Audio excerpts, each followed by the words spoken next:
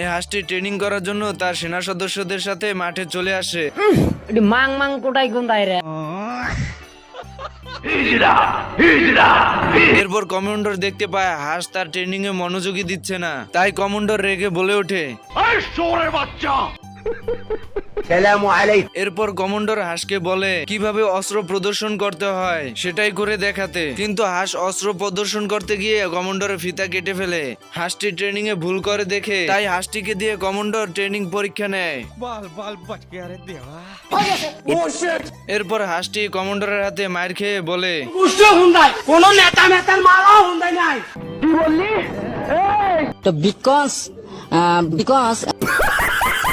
বন্ধুরা ভিডিওটি ভালো লাগলে অবশ্যই লাইক এন্ড কমেন্ট করে যাবেন, কারণ আপনাদের ভালোবাসাই আমাকে ভিডিও বানাতে উৎসাহিত করে। আমার চ্যাটার বাল